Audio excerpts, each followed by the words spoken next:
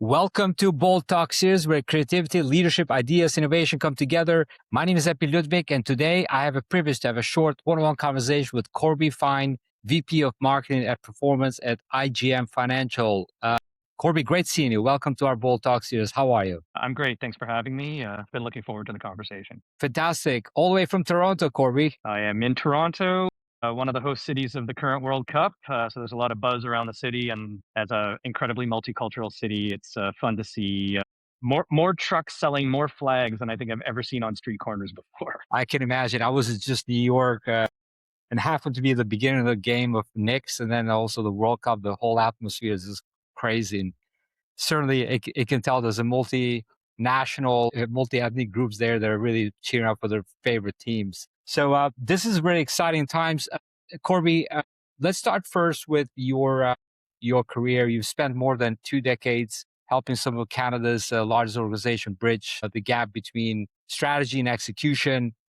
When you look back, what was that first experience that taught you that having a right strategy means very little if people cannot execute it? Yeah, I mean, it's a great question.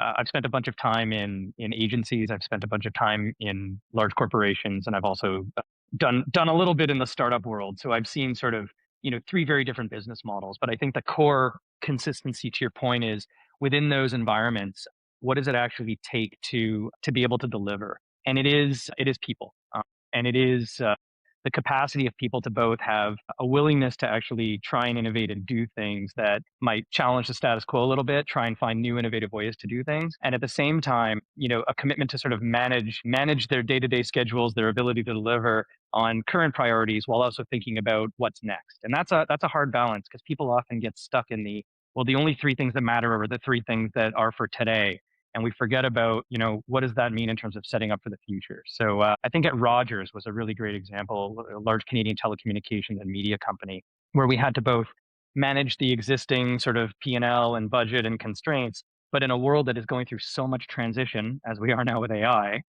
how do you also set the foundation for the future? And that means carving out that 5, 10, 15% capacity to truly ideate, test, trial, and innovate on new things. And so an organization that empowers that is really, really critical. Yeah, great point. Now, through your career, you have repeatedly stepped into a large organization with legacy systems and competing priorities. What attracts you to these complex transformation challenges when many leaders, they'll probably try to avoid it if they can? I think, a new business that's sort of starting from the ground up, you can architect and build the infrastructure, the processes, the workflows to be as modern and agile and relevant as possible. But what doesn't come with that is the consistency of revenue and stability that allows you to make a few mistakes and then pivot and continue on. So that risk element exists in the smaller startup ecosystem. In the large organization, it's a bit of the inverse, where you've got fairly large, stable revenue flow. You've got capital investment budgets,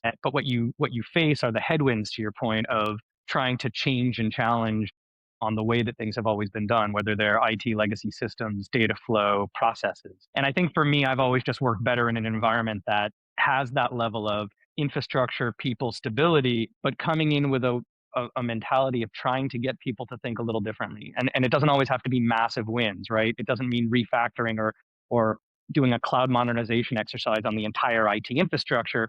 But what can you do with data that exists in different pockets of the organization by exposing it and leveraging it in a different way? So sometimes it's not about the pipes, it's just about the information that comes through those pipes and being able to take advantage of them in ways that people hadn't thought before. And that's generally where I find some short-term wins to build credibility in a large, more, we'll say, traditional organization. Yeah.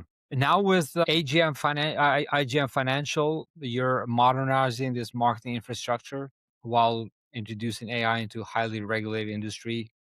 What has been the most surprising lesson you learned about balancing innovation with trust when people's financial futures are involved? Yeah, there's a lot of change going on right now, not just within our organization, not within our industry, but globally.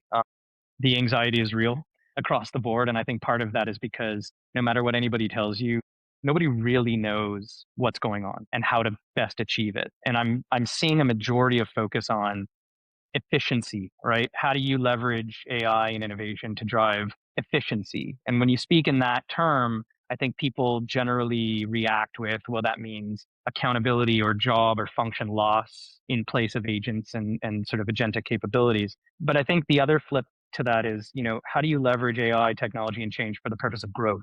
So how do you do more with the same, not just less with less, or the same with less, I should say. And I think, organizations like ours that are looking at both, okay, there are things that are probably maybe not a great use of people's time, right? So how do you take mundane processes, boring work? If you asked your team and said, what are the 3 to 5 things that you wish you could just never have to do in your job anymore, but that still need to get done? That's a great place to find efficiencies, but not efficiencies to then remove those people. Efficiencies to say, okay, with that 5, 10, 20, 30% of work reduced from your job, how can we then deploy you to higher value functions, right? How can you ideate on growth opportunities? How can you bring more prospects in? How can you increase conversion rates, depending on what your business is? So that's really, I think, the balance is focusing a little bit on efficiency, but to free up capacity to actually help grow the business. And so that's the balance that we're playing with right now. Yeah. Yeah. And this is truly what really excites me about the AI, because not replacing the human, but truly taking away that boring, repetitive workflow that doesn't need that human anymore. And it can have the human be part of something that is much bigger, as you said.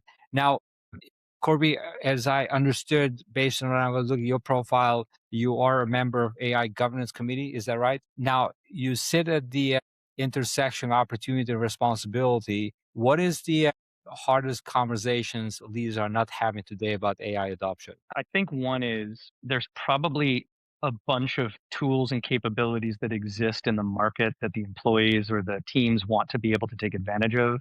And if organizations keep calling that sort of, shadow IT kind of stuff, the question is, are you really getting the best bang for your buck in terms of leveraging people and leveraging the technologies that exist? So most organizations probably have Microsoft Copilot as part of their ecosystem. And it's not bad for certain basic functions. But in terms of heavy data analysis, in terms of building synthetic personas to test, creative from a marketing perspective, in terms of other functions, in our business, one of the big ones is how do you create efficiencies for financial advisors so that they have to spend less time managing the process of meeting notes and preparation, and they can spend more time having high value conversations with their clients. That's not something that exists in a tool. You got to purpose build some of these things. So I think the hard conversations are, how do you leverage what's in the market? One, what do you need to build by yourself with your IT team in terms of your own proprietary models, your own data infrastructure and safety and security?